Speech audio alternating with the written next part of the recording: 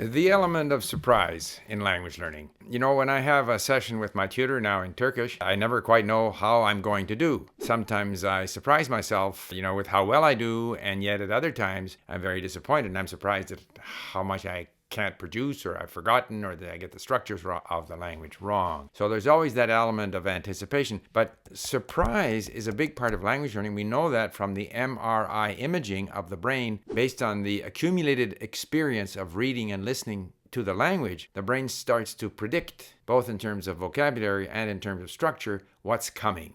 And it's an important part of our ability to understand the language, comprehend the language, that we are able to predict. Language learning has been called a probabilistic error-driven process, so that either what happens as we predict what's going to happen, it confirms what we think of the language, which is good, strengthens our hold on the language, or it contradicts it, and if we see that different response than we anticipated, after a while we adjust our sense of the language to match what actually is happening. So surprise is a big part of it. Similarly, even when we go to speak, we have to reach into what we have accumulated, our sense of the language, and we have to grab some words and some phrases and try them out. And depending on the response we get, again, that's going to confirm or not confirm, encourage us to adjust our comprehension, our sense of the language. So surprise is always there. So it's a bit like this joke, and I can't remember if it was a German officer or what nationality of officer. You can pick the nationality of your choice, but the story went that this officer laughed 3 times every time he was told a joke. So he laughed when he was told the joke, he laughed later when the joke was explained to him, and then 3 weeks later, when he finally understood the joke, he laughed again.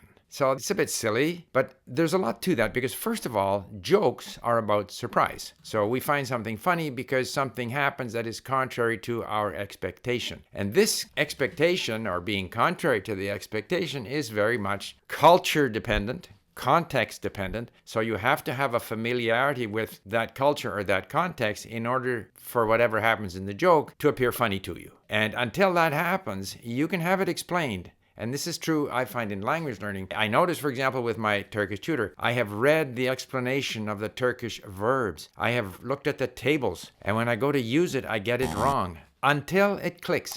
So we have to be patient. We won't notice it. We won't be able to produce it, even though we've read the tables and we had it explained. And yet, somehow, until that context is rich enough that what we are kind of predicting in the way of a structure or vocabulary item is either confirmed or, adjusted. Until we have that, we won't find the joke funny. We won't, be able to use the language correctly. And so we need to be patient. And we need to circle back. I've looked at the tables over and over again. That didn't do it. I've read, I've listened to texts. And finally, it starts to come into focus. And we just have to wait for that. Now, some people say, oh, Steve, like, for example, in Turkish now, I'm at 20,000 known words. I say, well, what does that really mean? You don't really know those words. You can't use those words, all of which is true. However, those are words that in a given context, I understood and was confident enough that I understood them, that I threw them into my known words reserve in my brain, and there's many, many more that are not yet known that also sit in my reserve. But they're all part of my growing sense of the language. So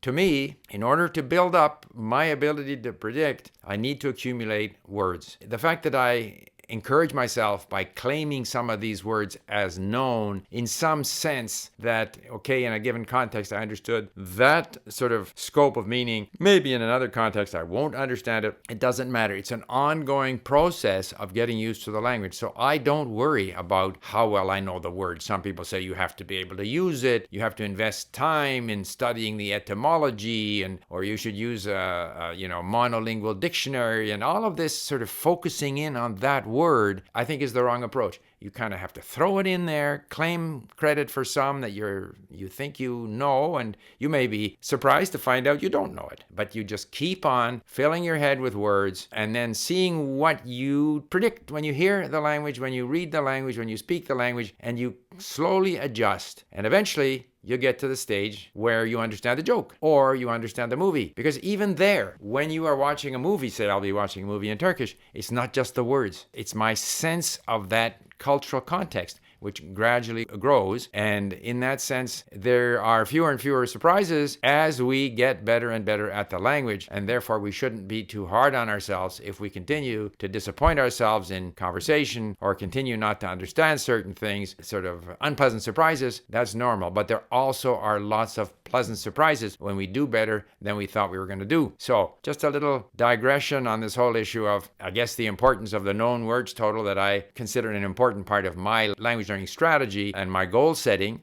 what that actually means, and this reference to what we know from how the brain learns languages, that the element of surprise is a big part of how the brain gradually gets used to a new language. Thank you for listening.